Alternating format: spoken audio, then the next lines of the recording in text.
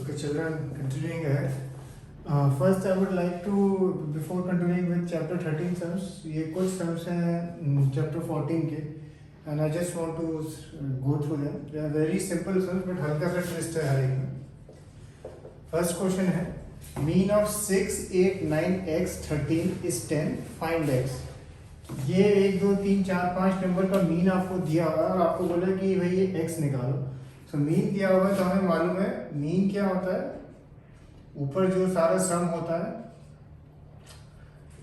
तो सम जो है हमारा इसमें 6 plus 8 plus 9 plus x plus 13, और ये कितने नंबर है 1, 2, 3, 4, 5. तो जब भी जितने आइटम्स होते हैं अपॉन वो नंबर हम लिखते हैं. और मीन क्या दिया हुआ है इसमें 10, तो ये जो 10 is equal to 6 plus 8 plus 9 plus x plus 13 upon 5. और अब आप ये बस कैलकुलेशन को फिनिश करेंगे. ठीक है, cross multiply and then of course you will get the value of x. फिर एक क्वेश्चन नंबर 2 है, if the mean of x, x plus 3, x plus 5, x plus 7, x plus 10 is 9, find mean of last 3 observations. इन सब का mean आपको दिया हुआ है 9. तो सबसे पहले again same step, x plus x plus 3 plus x plus 5 plus x plus 7 plus x plus 10, इन सबको ऐड करके और कितने नंबर ऑफ टर्म्स है 1, 2, 3, 4, 5 इज इक्वल टू 9 दिया हुआ है. इसको जब आप सॉल्व करेंगे आपको x की जो भी वैल्यू है वो आपको you will get it. Once you get the value of x, उसने फिर एक लिखा है question additional, find mean of last 3 observations. Last 3 मतलब x प्लस 5, x प्लस 7 और x प्लस 10, इनका आपको मीन निकालना है. तो जो भी x की वैल्यू आपने कैलकुलेट करी होगी that you will substitute here and then upon 3 करेंगे, बिकॉज केवल लास्ट 3 ऑब्जर्वेशंस का मीन निकालना है. अब एक क्वेश्चन और देखते हैं. लिखा है mean of 5 numbers is 30. If one number is excluded, then the mean becomes 28. Find the excluded number. 5 number का मीन 30 है. ठीक है, अच्छा अगर मैं बोलता हूँ कि एक रूम में 3 फ्रेंड्स हैं, ठीक है, और उनके पास जो मीन रुपीस है वो है, मैं बोलता हूँ 100 है. मतलब एक तरह से मैं ये कह रहा हूँ कि जो मीन है, मतलब अगर हम इनका पैसा टोटल करें एंड अपॉन 3 करें तो वो मीन जो है वो 100 है. इसका मतलब अगर मैं अंदाजा लगाना चाहूँ टोटल कितना पैसा होगा उन तीनों फ्रेंड्स के पास, टोटल कितना होगा 300 होगा. 300 क्यों होगा, क्योंकि अगर हम 300 अपॉन 3 करते हैं तो हमें मिलता है 100. ठीक है, तो जितना भी नंबर होता है और जो मीन होता है अगर हम वो मल्टीप्लाई करते हैं हमें टोटल मिलता है. ऑफ कोर्स ये 300 कैसे वो 3 फ्रेंड्स में डिस्ट्रीब्यूटेड है that we do not know.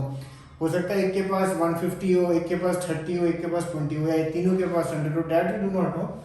But we can know is कि इनका टोटल कितना होगा 300 रुपीज होगा वो 3 फ्रेंड्स के पास टोटल. तो इसी तरह से इस क्वेश्चन में लिखा है मीन ऑफ 5 नंबर्स इस 30. तो ये जो ऊपर वाला जो टोटल है जो हमें नहीं मालूम है वो टोटल हम निकाल सकते हैं. ठीक है, मीन दिया है 30, तो 30 ये ऊपर का टोटल हमें नहीं मालूम है, टोटल ऑफ से 5 numbers that we do not know right now, upon कितने नंबर है 5. तो ये जब मल्टीप्लाई करते हैं तो क्या बनता है 150. ठीक है, ये था टोटल ऑफ 5 नंबर्स. ठीक है, अब एक नेक्स्ट सेंटेंस बोलता है if one number is excluded then the mean becomes 20. अब एक नंबर एक जो 5 में से एक नंबर हटा दिया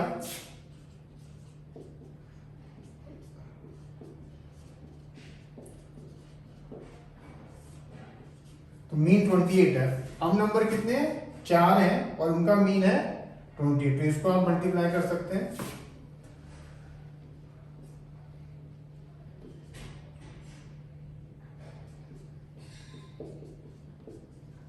अब ये है टोटल ऑफ 4 नंबर्स 112. अब क्वेश्चन है फाइंड द एक्सक्लूडेड नंबर. तो ऑब्वियसली दिस माइनस दिस करेंगे आप तो आपको जो एक्सक्लूडेड नंबर है वो मिल जाएगा.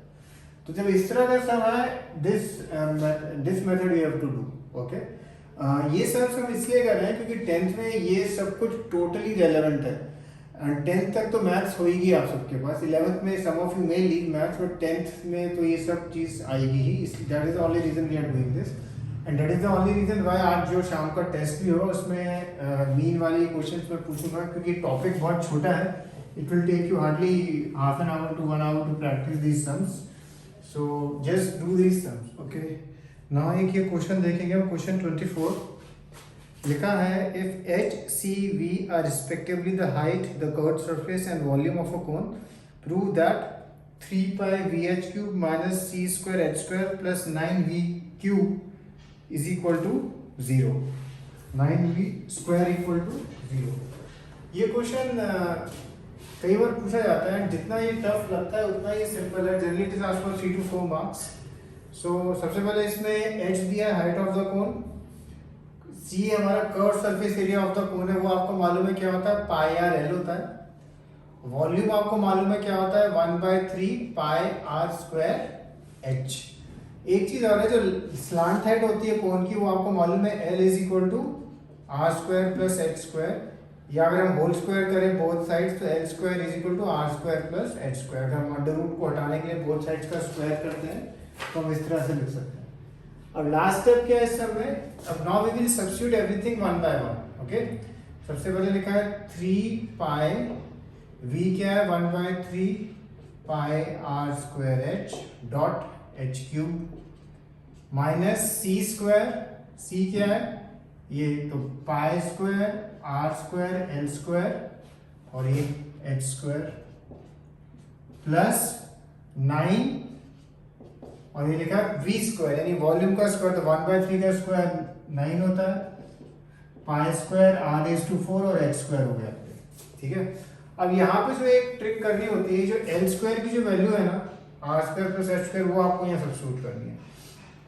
तो ये इसको हम कट कर सकते हैं, ये 3 और 3 कट किया तो आपको फर्स्ट ये मिलता है pi square R square H raise to 4 minus, यहाँ लिखता हूँ पहले मैं, pi square R square H square, और एल स्क्वायर की जगह जैसे हम यहाँ से लिखा है R square plus H square आप सब्स्टिट्यूट करेंगे, प्लस ये 9 कट, तो यहाँ क्या बचेगा, pi square R is to 4 H square. अब आप जब इसको ओपन करेंगे, ठीक है, इसको जब आप ओपन करेंगे एंड जब आप ये चार टर्म्स देखेंगे ऑटोमेटिकली देखेंगे सब कुछ कट हो जाता है, ठीक है। अच्छा एक क्वेश्चन मैं यहाँ लिख रहा हूँ, कई बार कुछ बच्चे पूछते हैं, जैसे अगर लिखा है plus X Y square minus Y square X, तो ये दोनों टर्म सेम ही है, ठीक है, प्लस एक्स वाई स्क्वायर या माइनस वाई स्क्वायर एक्स, दोनों टर्म एक ही, वो आगे पीछे लिखने से फर्क नहीं पड़ता। जैसे 2 into 3 और ये 3 into 2 को अगर आप माइनस करो, 2 3 का क्या होता है 6, 3 2 का भी क्या होता है 6, तो वो कट हो जाता है। तो अगर आपने इसको जैसे आगे पीछे भी लिखा है, then also you can easily cut them, okay. So finish this sum and those 4 sums also and then we will move ahead. Cheers.